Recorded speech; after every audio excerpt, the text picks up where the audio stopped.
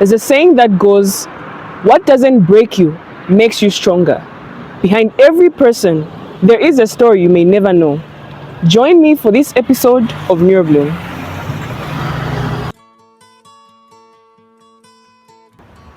Welcome to another episode of Neurobloom, a space dedicated to sharing real stories and creating awareness. My name is Nataiza Kapata, and I am joined by Mrs. Chipo Francine Kapoma, an advocate who will be sharing her experience with epilepsy from the beginning of her journey to date. Let's hear what she has to say. My journey with epilepsy, I can just say I recall from way back. I was born premature, and growing up I had a few difficulties here and there. My mom says I was always in and out of hospital, and I later on, when I turned like 16, 17, I developed a heart problem, and then I was also very anemic. And then in 2012, I developed seizures later on. This is a very long story, but to summarize it all, I later developed seizures in 2012, and I was taken to the hospital where I was diagnosed with epilepsy.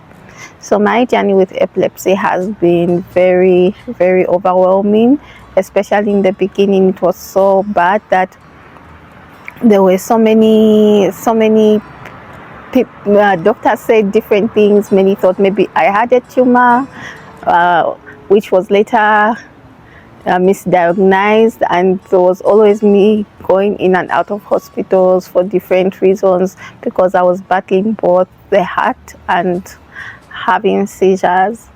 But all in all, the journey has been challenging, but by God's grace, we are pushing. I'm just grateful to the doctors who've been very, very helpful with managing the neurological condition. The stigmas I faced having epilepsy. When I was in college, I didn't really face so much stigma because I had very understanding friends. Because the time I was diagnosed with epilepsy, that time I was in my college years. So I had a few friends that understood, and because I wasn't frequently in school, because there are semesters where I would be off and come back later. But then I started facing the stigma in the workspace. Yes, some companies wouldn't want to work with somebody with such a condition, and the hardest part was being dismissed in one of the companies because they later discovered that I had epilepsy, and they felt they couldn't work with somebody like me. So, but I'm very grateful for the few companies that have accepted to work with me, and I feel encouraged because there are companies like Nico Insurance. I started working for Nico Insurance in 2015, and still currently I went back, and I can say that that's one company that has just embraced me for who I am, what I am, and allowed me just to be me and work even from the space of my home. Yeah, and that and I'm still doing it right now. And stigma is something that I've not only noticed with people living with epilepsy, but other people living with different neurological conditions.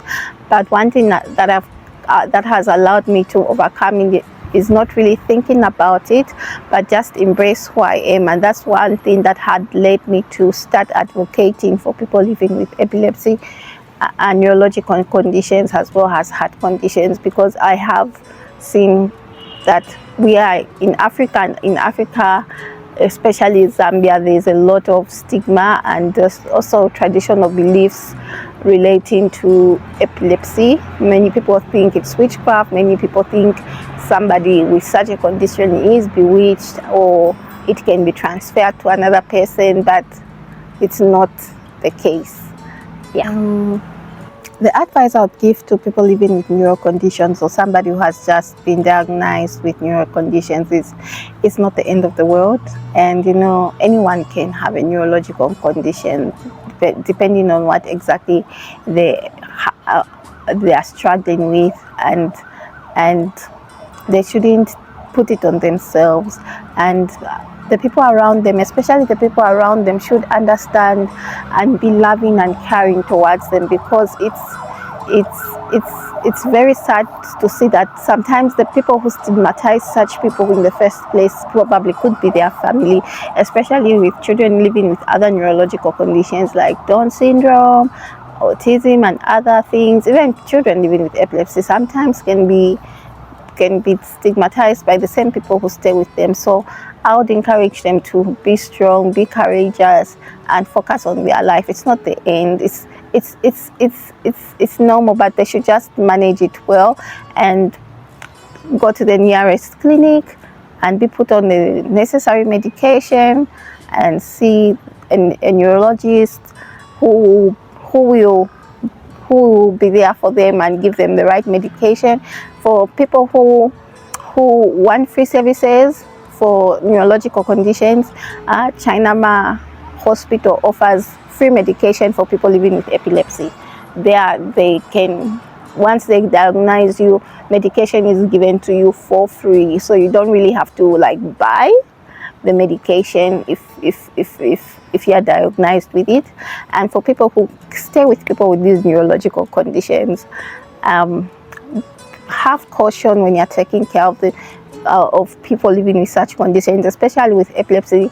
People with epilepsy are very, I can say, sensitive. They're sensitive to light, they're sensitive to heat, they're sensitive to a lot of things trigger them. So it's not like people living with these things do it on purpose. If they say they are tired or they don't want to do certain things, it's not like they are actually doing it on purpose.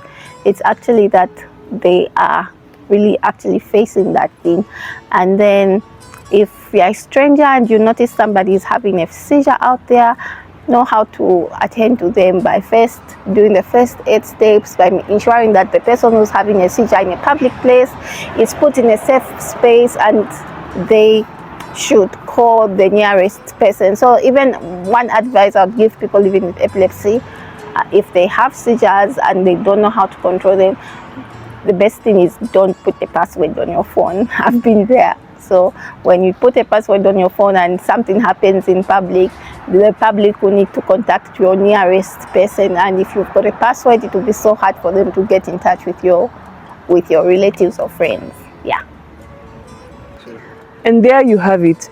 That was Mrs. Kapoma, who took us through her journey living with epilepsy. I hope you're just as inspired as I am. And for more videos, you can subscribe to my YouTube channel, Neurobloom, and I'll see you next time.